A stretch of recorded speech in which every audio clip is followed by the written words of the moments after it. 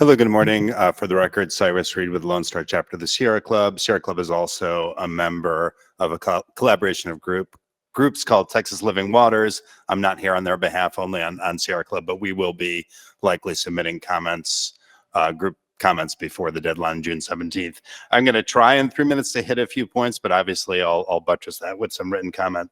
One, I just wanted to start by saying thank you. I know this is a lot of work by a lot of people, both your staff, but also the regional planning groups, but did want to mention the word climate change.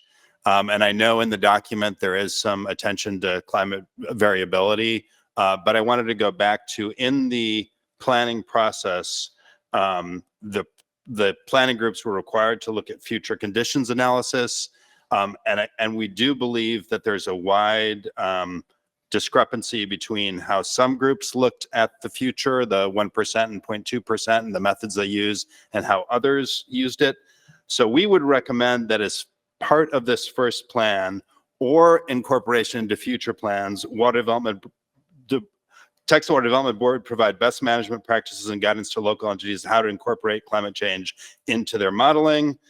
This can be modeled as some regions did after the state climatologist climate change recommendations for regional flood planning document. I think that's important to emphasize because we think the plan before you may not incorporate the best science and the wide variety of expected increases in flooding events and sea level rise that we're likely to see along the coast. So just wanted to mention that.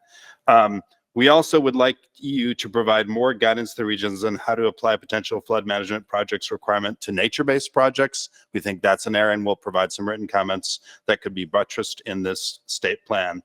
I want to turn now to the policy recommendations. You know, we've spoken to you before.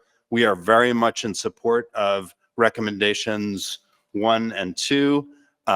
You know, both money and technical assistance are very important, but again, I'll emphasize as part of that, we hope you'll provide some guidance on how this money can be used for nature-based solutions, which we think are important. I realize in some of your other recommendations, I call it recommendation C, it may be a different number now.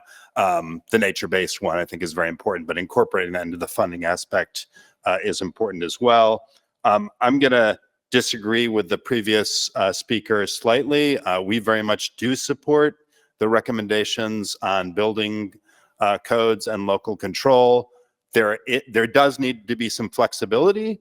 We think it's important that the state work on some basic statewide building codes. It will still be up to local counties and cities to adopt and enforce those, but the state coming up with some standards that apply to, is that 3 minutes already? Feel free to wrap up. It's okay. Having the state step in and provide a recommendation to the legislature about raising those codes, particularly on flood and hurricane aspects, is vitally important. We're seeing flooding, we're seeing fires, we're seeing drought. Better building codes and resilient codes can help on all of those aspects that we're all facing. So I had lots more to say, but I'll do it in writing. And thank you very much for the time. Thank you very much for being here, Mr. Reed, and providing the comments.